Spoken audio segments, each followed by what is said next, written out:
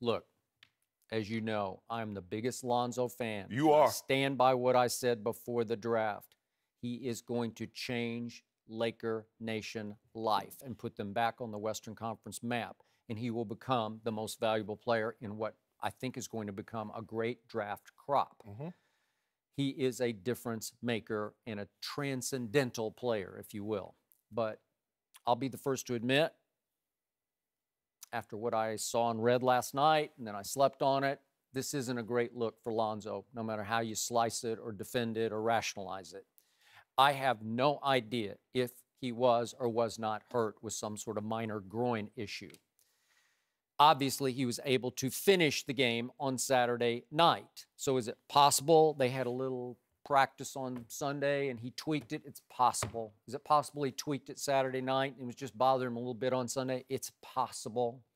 It's more probable that Brandon Ingram was not going to be allowed to play after he had what looked like a serious cramp. It looked like a knee injury at first, but he was going to be out. Kyle Kuzma, another one. I don't know what happens to Lakers and cramps. Maybe they don't hydrate correctly in Las Vegas. It's been very hot, obviously. So he was going to miss the game with cramps, and Josh Hart had an ankle injury. So all of a sudden, I think Magic Johnson sat back and said, now, wait a second. I don't want to send Lonzo into, quote-unquote, battle without his troops. Right.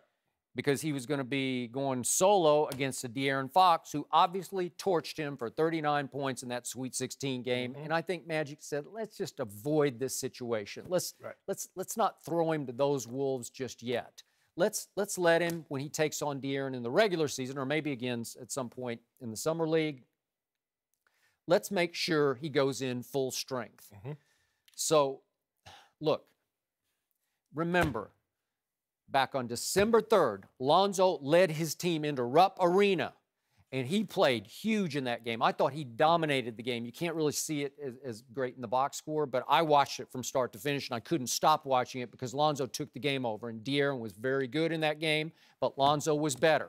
So he has that notch on his belt. So it's not like they're 50-50. They're even Steven at this point, and yet, do I think he was hurt? I don't know, and I don't really care. Did he duck him? He didn't really duck him, but I think he avoided him. I think that's the better word, and yet I had one battle with LeVar, and I was doing a Facebook Live with LeVar, and he tried to tell me that Lonzo had a pulled hamstring the night of that Sweet 16 game in Memphis. And I said, I'm sorry, LeVar, I can't buy that one because I watched that game from start to finish and was pretty astonished by it. And did I see Lonzo show any gimpiness or drag his leg? No. And you know and I know what happens with a hamstring. Once it starts to go, you are done, man. Yeah. And you can drag it around all you want, but you're going to be grimacing and wincing. And I saw zero of that in that game. I saw Alonzo who couldn't move his feet quickly enough to keep De'Aaron in front of him. And I also say the excuse that LeVar deserved to make for his #1 son was the mom had just had a very serious stroke, and she was in the hospital, and the two younger brothers and the father had to remain back in Southern California with her in the hospital. Well, that's excuse enough for me, so don't tell me about hamstrings. And in this case, I don't really want to hear about groins. I just think you avoided what could have been a little bit of an awkward night and situation. Skip, I agree with you to a certain extent. I believe that maybe he had the old, if it was the regular season or a playoff game, I could have played. Yeah. But since it's the summer league, I'm not going to risk it. Okay. I also, but what I believe, too, with what you said, is that Magic is looking at like this. I don't want this to get into a Lonzo, De'Aaron Fox situation in summer league. There will be enough of that during the regular season for time to come. They're in the same conference. They're going to play each other for, I don't know how many times they play each other, but they play each other a lot more than if he was in one of the guys within a different conference. But Skip and De'Aaron Fox, now he took the high road at the end, but I think he believed that he did. Lonzo was ducking him. And as you meet, he tweeted and deleted something that expressed his true feelings in the beginning. Yeah, and what do we say that emoji means? It expresses that you're embarrassed you don't want to see for someone. It's like putting your hands in your face. You know, you're embarrassed at their ineptitude. That's the sort of the literal definition of it. But whatever, he's made some very strong statements anti-LeVar, has De'Aaron Fox. And it might mean he didn't want to see me. Yeah. That could be. It's more to the forehead. Yeah, but the thing is, Skip, is that as you mentioned, okay, they played twice.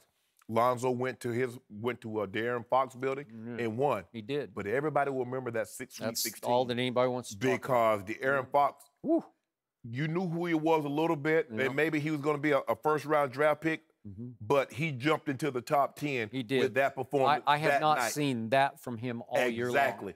Lonzo could not keep him out the paint, and when he tried to play off him, he was pulling up in his bug with 3. And this kid, and a lot of Vegas odds said this is the guy that's going to win Rookie of the Year. Now, you think Lonzo's going to win it, but Vegas tend to think he's going to win it. And he looks special. He looks fast. He plays fast. He does. And I agree with you.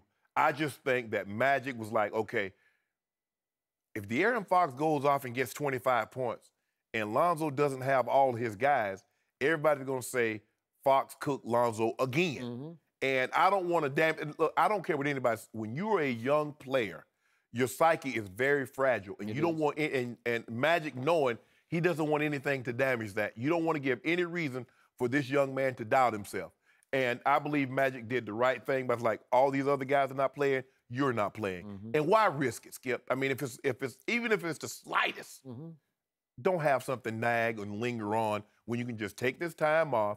Let you and I psychoanalyze the situation of how and why, what happened. And as you keep pointing out, this isn't even preseason. This is summer league. Summer league, yeah. Okay, so what's the point? Why let social media run rampant with this, run amok with it? They already have. Lonzo ducking him. Lonzo's scared. So what's going to happen in the regular? What's going to happen when he has to go against Kyrie or Steph or Chris Paul or all these guys?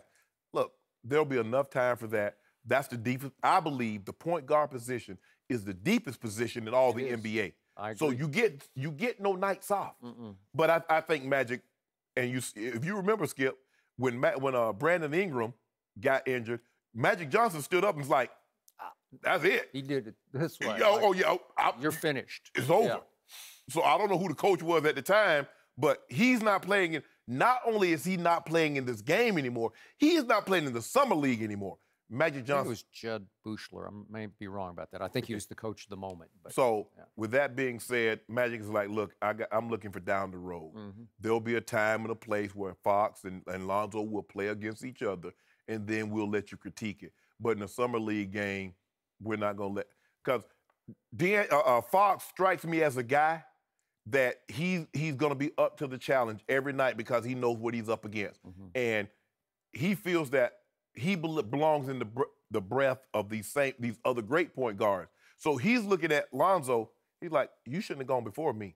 I should be That's at what the he Lakers. thinks. That's how he thinks, Skip. I agree. So one last thought on LeVar. And again, we both like him and have defended him. And I said I will never condemn or even criticize him for over-loving his son. Right. But sometimes you push that fine line of being overprotective, and I don't love it because at some point you got to let the young man grow up, and you have to force him into tougher situations. This is one, for all those reasons we just detailed, probably should have been avoided. But at some point, you just got to throw him out there and let him figure it out. Tweaked groin or not. But it's fun. You know what I'm starting to see, Skip? I see more guys willing to take shots at LeVar. You see Joel Embiid get into it with him on Twitter. You see De'Aaron Fox say things like, LeVar, you need to stop being a helicopter dad and let Lonzo play. We hear more about LeVar than we hear Lonzo. We see what we're starting to see, and we've seen an uptick of this since LeVar has come into our vernacular, that more people are out on him than the son. They like the son, but they're starting to get to the point where they dislike and really despise the dad because they're willing to take more shots at him. Tell him to I mean, I would, no matter what, if I got into an argument with a player on the field or whatever, I would never talk to a person's parent like that. But they don't have, they're like, pfft. Well, LeVar's put himself out there, you know. Yeah, even if the parent, I'm not going to say, now you was another story. Your son, I might say, bleep him. But I'm not going to say that to a parent because I'm going to give him I'm going to give that adult that kind of, but your son, oh, he got to hear about all this.